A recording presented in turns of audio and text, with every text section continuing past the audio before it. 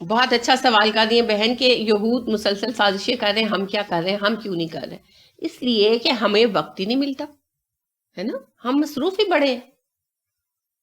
آپ دیکھیے کہ ایک یہودی ہے نا، وہ چاہے انجینئر ہے، ڈاکٹر، میں نے آپ کو کہا نا ہیبرو یونیورسٹی جو ہے، جو ان کی مرکزی یونیورسٹی ہے، وہاں سے بہترین ڈاکٹرز، انجینئر، سائنٹسٹ، میتھمیٹیشین پیدا ہوتے ہیں، اور وہ دنیا کے بڑے بڑے انسٹیٹیوشنز کو ہولڈ کرتے ہیں. یعنی کہ وہاں سے جو ڈگری ہولڈرز نکلتے ہیں نا، ان کو دنیا کے بڑے بڑے مالیاتی ادارے، بڑے بڑے جو سائنٹیفک لیبز اور یہ سب چیزیں ہیں، یہ ان کو ہائر کر لیتی ہیں.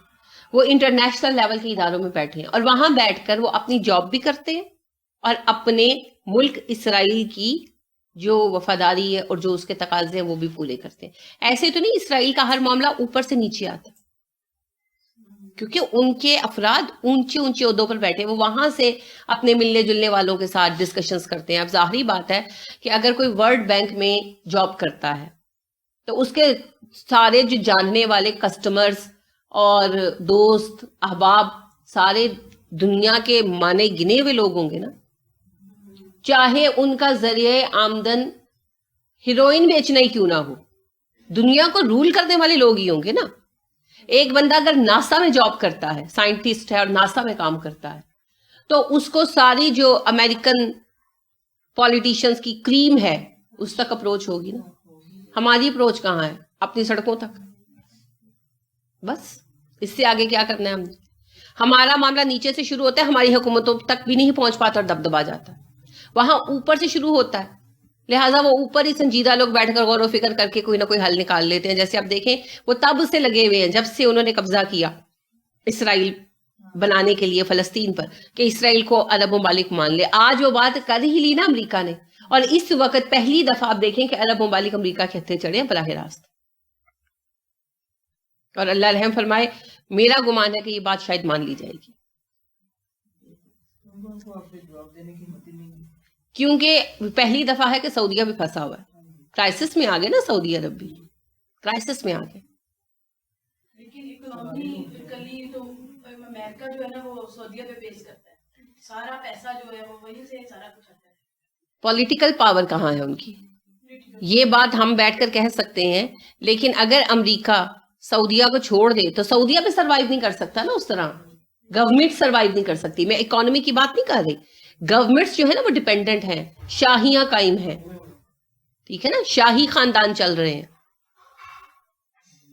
بے شک وہ لوگ بہت کچھ اچھا بھی کر رہے ہیں، لیکن اپنی شاہی نسلوں کو قائم رکھنے کے لیے انہیں وفاداریاں چاہیے نا، سپورٹس چاہیے.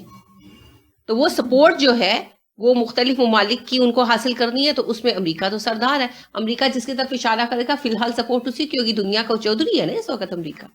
بہت کچھ ہے بیچ بیچ میں. پالیٹکس اتنی سیدھی چیز نہیں ہے جتنی نظر آتی ہے. مسئلہ آپ نے جو سوال کیا وہ اسی پر رہے.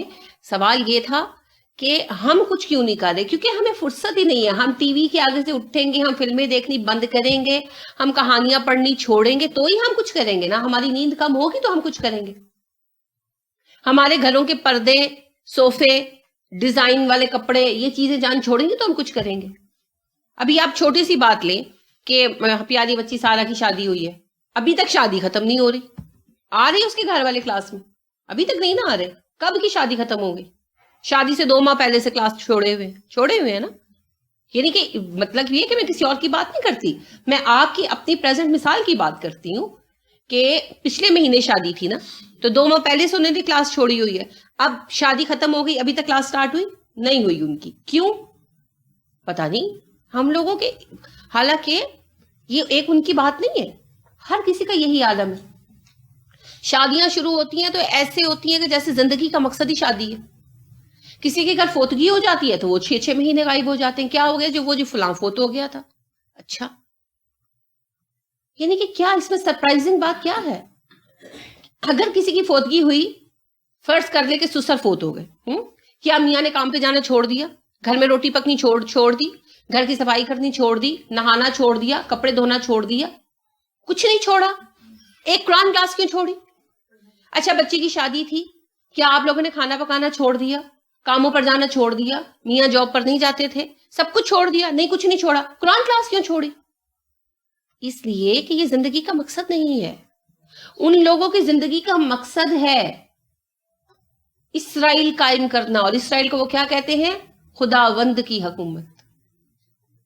اللہ کا قانون نافذ کرنا چاہتے ہیں وہ اپنے خیال میں, جانتے وہ بھی ہیں کہ اللہ کا قانون یہ نہیں ہے, لیکن بہرحال وہ اسے خداوند کی حکومت ہی کہتے ہیں.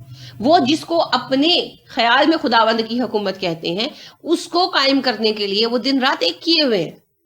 اور ہم جو حقیقتاً اللہ کی حکومت قائم کرنے کے ذمہ دار ہیں, اور اگر اسلامی حکومت قائم ہوگی وہ سچ مچ اللہ کی حکومت ہوگی. ہمارے پاس وقت ہی نہیں ہے. ہم بچوں کی شادیاں تو کر لیں, ہم لوگ پہلے بازاروں کے چکر تو لگا لیں, ہم لوگ طرح طرح کے کھانے تو پکا لیں, ہم اپنے گھروں کو جنتی تو بنا لیں, پھر کوئی کام ہوگا. دیکھیں جی, کام کرنے کے لیے بہت محنت کرنی پڑتی ہے. آپ کبھی پڑھ کر دیکھیے گا, جب انہوں نے اسرائیل قائم کیا ہے, جب انہوں نے قبضہ کیا ہے فلسطین پر, کیسے کیا؟ ان لوگوں کی ایک کال پر, جو ان کی بڑی اتھارٹیز تھیں, انہوں نے پوری دنیا میں ایک کال دی کہ یہودی پوری دنیا سے یہاں آئے. یہودیوں نے اپنی جائیدادیں, اپنے گھر بار چھوڑے اور سامان اٹھا کے آ کے بیٹھ گئے, کیمپ لگا کر سب کچھ چھوڑ کر آئے وہ لوگ ایک کال پر آ کر بیٹھ گئے, سرحدوں میں بیٹھ گئے. ہم بے گھر ہیں, ہم کہاں جائیں, ہم بے گھر ہیں, ہم کہاں جائیں, ہم بے گھر ہیں, ہم کہاں جائیں. یہاں تک کہ پوری دنیا میں تماشا بنایا انہوں نے, اور اسی بات کو بنیاد بنا کر کہ ہم بے گھر کر دیے گئے ہیں, چلے گئے, قبضہ کر لیا فلسطین. اتنی یونٹی ہے ان کے اندر, اتنا اتحاد ہے ان کے اندر. اور ہم جن کا ایک رب, ایک رسول, ایک کتاب, ایک طریقہ, ایک مقصد, ہم تو ایک نماز کے لیے اکٹھے نہیں ہو سکتے. میاں بھی ایک راستے نہیں ہے. آپ نماز دیکھیں, یہی تو مسائل ہے. ہم ایک جگہ اکٹھے تھے, یعنی کسی عزیز کے گھر, تو نماز کا وقت ہوا تو مرد حضرات کو مسجد کی طرف بھیجا گیا, ظاہری بات ہے, الحمدللہ. تو نکلے تو وہ گھر کے بالکل اپوزٹ مسجد ہے. تو میرے میاں کہنے لگے کہ ادھر ہی چلتے ہیں. تو وہ ایک اور صاحب کہنے لگے کہ نہیں ادھر نہیں جانا, وہ فلاں مسجد میں جانا ہے, یہ فلاں لوگوں کی مسجد ہے. میرے میاں بہت بلنٹ آدمی ہے, تو وہ تو واپس آ گئے. وہ کہنے لگے میں تو گھر جا کے اکیلا پڑھ لوں. وہ نہیں گئے. دیکھیں, ایک بندہ جو مذہب کی طرف مڑتا ہے نا, اور وہ خود بہت زیادہ مذہبی نہیں ہوتا, وہ پھر ان چیزوں سے تنگ پڑتا ہے. وہ کہتا ہے یہ کیا تماشا, گھر کے سامنے کی مسجد چھوڑ کر دوسرے بلاک کی مسجد کیوں جاؤں میں, یہ کیا بات ہے, فلانی سنیوں کی, فلانی وہابیوں کی ہے. انہوں نے گھر آ کے اکیلے نماز پڑھی, نہیں گئے جماعت کے ساتھ. دیکھیں یہ چیزیں کیا کرتی ہیں, نفرت پیدا کرتی ہیں, لوگوں کو دین سے بھگاتی ہیں. ہم ایک مسجد میں ایک وقت کی نماز نہیں پڑھ سکتے. چلے مان لیا آپ سنی ہیں یا وہابی ہیں, جو بھی ہیں آپ کی جو سامنے کی مسجد ہے اس میں ایک نماز پڑھ لینے سے کیا ہو جائے گا, کیا ہو جائے گا, کیا فرق پڑ جائے گا؟ بس ذہن بنائے ہوئے. تو دین کے لیے تو پھر کام کوئی نہیں نہ کر رہا. کوئی تبلیغی جماعت کے لیے کر رہا ہے, کوئی سنی تحریک کے لیے کر رہا ہے, کوئی جو ہے وہ دعوت اسلامی کے لیے کر رہا ہے, کوئی کسی اور کے لیے کر رہا ہے. دین کا کام تو کوئی بھی نہیں کر رہا. دین کا کام ہو رہا ہو نا تو پھر اتنی نفرتیں نا. تو اس وجہ سے ہم ان کے لیے کچھ نہیں کر پا رہے یہود کے مقابلے میں, کیونکہ ہم پر مسکنت طاری ہے. ہم مسکین پورا کے رہائشی ہو گئے ہے نا, وہ ہم کچھ نہیں کر پاتے. کیا ہوتا ہے مسکین ہونا, کچھ کر نہ سکنا, بے بس ہو جانا. ہم لاچار ہو گئے ہیں, تو ہماری لاچاری سے دوسروں کو فائدہ ہو گیا. ان میں کوئی عزم اور کوئی طاقت نہیں ہے. ہمارے اندر کمزوری بہت آ گئی ہے. اتنی کمزوری آ گئی ہے کہ گئے گزرے لوگ بھی ہمارے اوپر رول کر رہے ہیں. یہ مسئلہ ہے.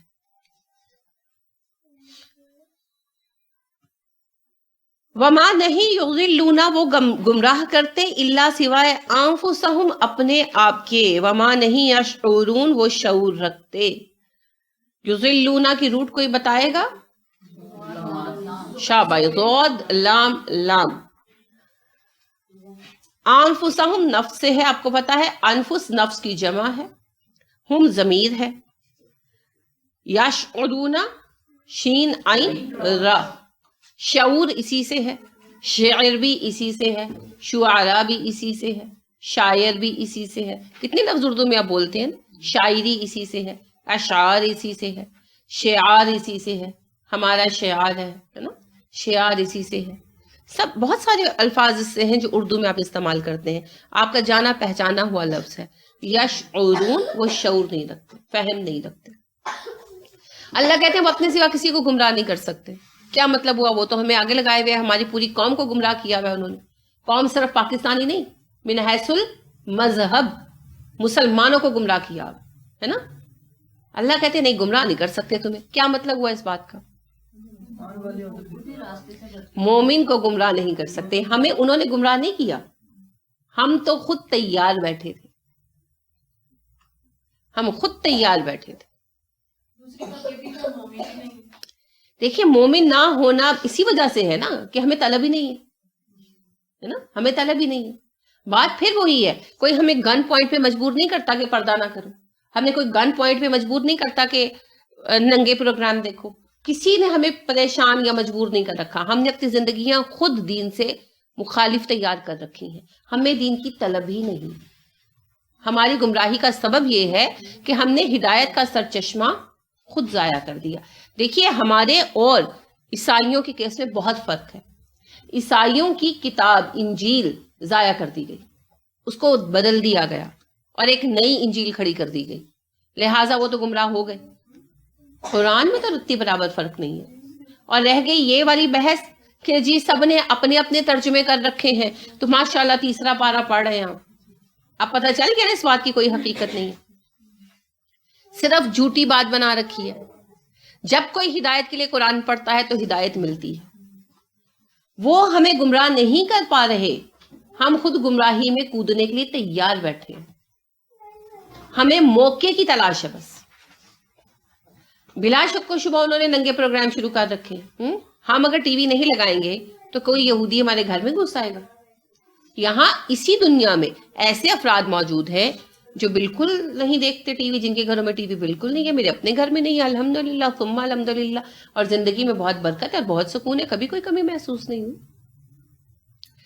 ہم لوگوں نے اپنے آپ کو قرآن سے اور ایمان سے دور کر دیا. اصل مسئلہ قرآن کو چھوڑ دینے کا ہے.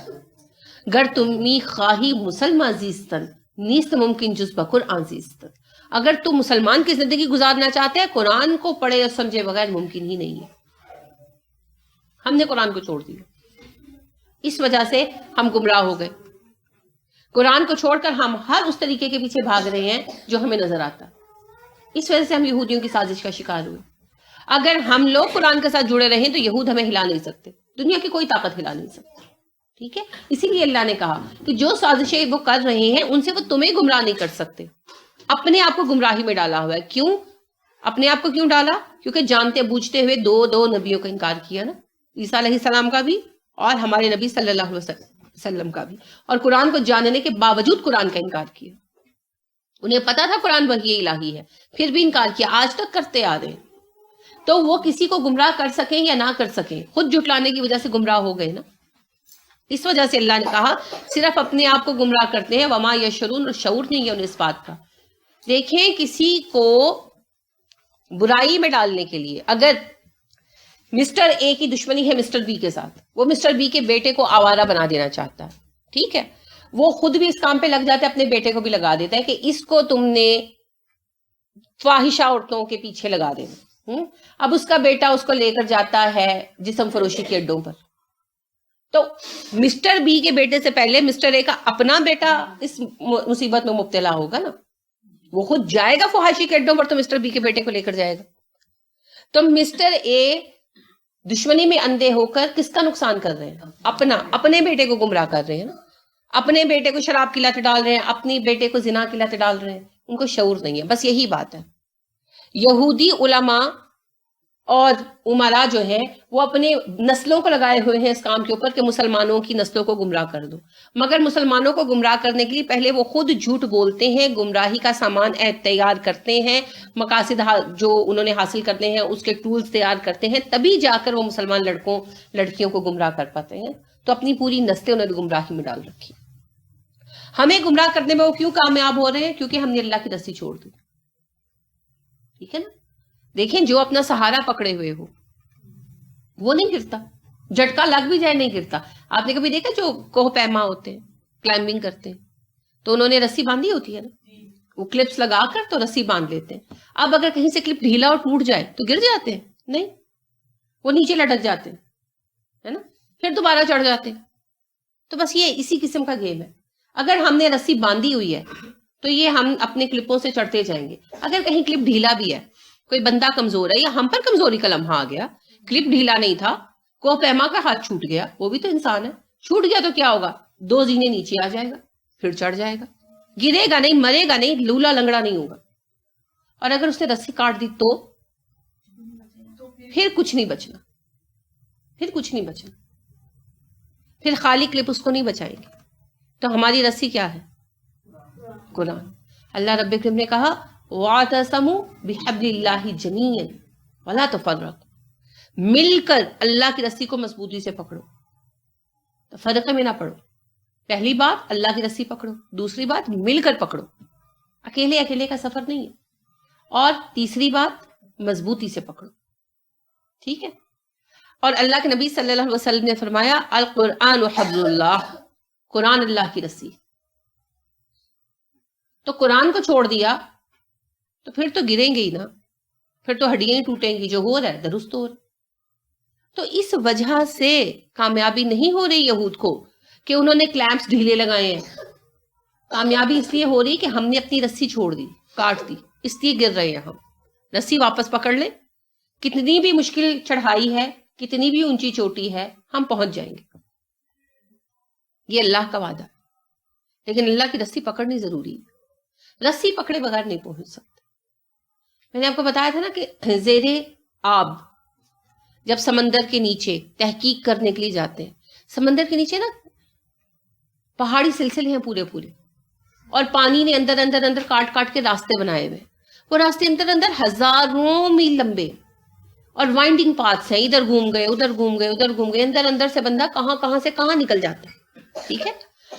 اب ان کے اندر تحقیق کرنے کے لیے جاتے ہیں تو کیسے جاتے ہیں؟ وہ اپنے ساتھ بہت باریک فائبر کی ڈوری لے کر جاتے ہیں. وہ بہت لمبی ہوتی ہے، ہزاروں گز لمبی، بہت مضبوط ہوتی ہے. وہ اپنے ساتھ بیلٹ کے ساتھ باندھ لیتے ہیں اور اس کو یعنی کہ بوٹ کے ساتھ باندھ کے کھول دیتے ہیں.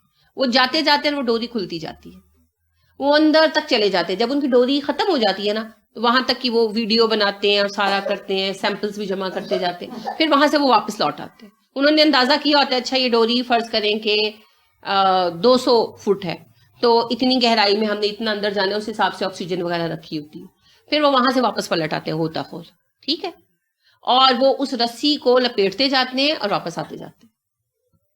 سمجھ رہے ہیں؟ کیونکہ وہ رستے یاد نہیں رہ سکتے، وہ پانی کے اندر اندر اندر اندر کٹا ہوا ہے. وہ رسی لپیٹتے جاتے ہیں، اپنی وہ ڈوری لپیٹتے جاتے ہیں، واپس آتے جاتے ہیں، یہاں تک کہ وہ اوپر آ جاتے ہیں اور پھر اپنی کشتی میں چلے جاتے ہیں. اگر وہ ڈوری ٹوٹ جائے تو وہیں پہ رہ جائے، انہیں کوئی نہ ڈھونڈ سکے نہ وہ نکل سکے، کیونکہ وہ نیچے بہت ہیوج سلسلے ہیں.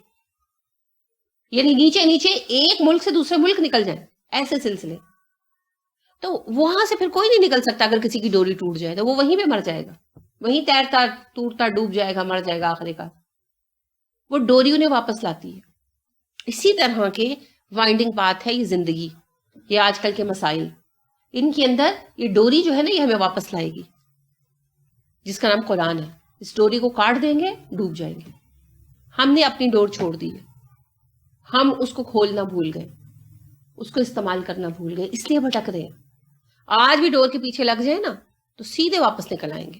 انفرادی مسئلہ ہو، قومی مسئلہ ہو، بین الاقوامی مسئلہ ہو، حل ایک ہی ہے، قرآن کی طرف پلٹنا. ٹھیک ہے. تو جو بات آپ کر رہی ہیں حفصہ، اس کا جواب بھی آ گیا کہ اللہ نے وضاحت کر دی کہ وہ تمہیں گمراہ نہیں کر سکتے. ہاں تم خود اپنے آپ کو گمراہ کر سکتے ہو، ہدایت کو کھولے بغیر، ہدایت نامہ کھولے بغیر. ٹھیک ہے. یا اہل کتاب، یا اہل کتاب لما کیوں تکفرون، تم کفر کرتے ہو بآیات اللہ، اللہ کی آیات کا. اہل کتاب تم اللہ کی آیتوں کا انکار کیوں کرتے ہو؟ وانتم حالانکہ تم خود تشہدون گواہ ہو، تم ہی تو گواہ ہو، تم ہی تو گواہ ہو اس بات کے کہ یہ اللہ کا کلام ہے. کون گواہ تھے؟ یہود اور عیسائی بھی تھے، لیکن خصوصیت سے یہود مخاطب ہے یہاں پر. اہل کتاب میں گروہ تو دونوں ہی آ جاتے ہیں. اگر یہود مسلمان ہو جاتے نا تو عیسائی بھی ہو جاتے. اصل مسئلہ یہود کا ہی تھا. اور آپ کو پتا ہے کہ یہود رسول اکرم صلی اللہ علیہ وسلم کی آمد سے بخوبی واقف تھے. آپ صلی اللہ علیہ وسلم کو باقاعدہ پہچانتے تھے. مدینہ آ کر آباد ہونے کا سبب بھی یہی تھا کہ یہ دار الہجرہ ہے آخری نبی کا. لیکن جب آپ صلی اللہ علیہ وسلم بنو اسماعیل سے آئے تو انکار کر دیا. قرآن کو بھی پہچانتے تھے نا.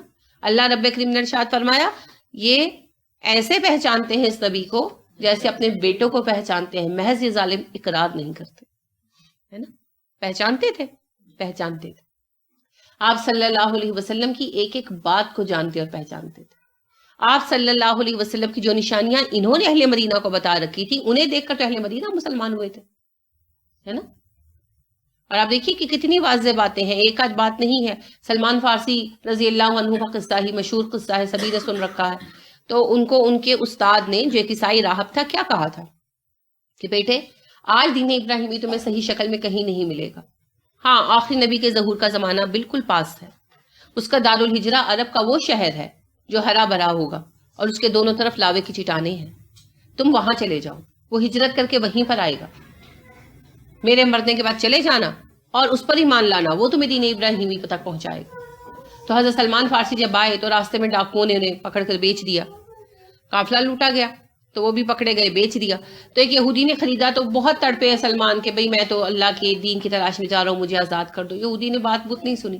خود سلمان بیان کرتے ہیں کہ جب مدینہ کے قریب پہنچے اور ثنیات الوداع کی گھاٹیوں پر قافلہ چڑھا تو دور سے شہر کا منظر نظر آتا تھا نا, اوور ویو.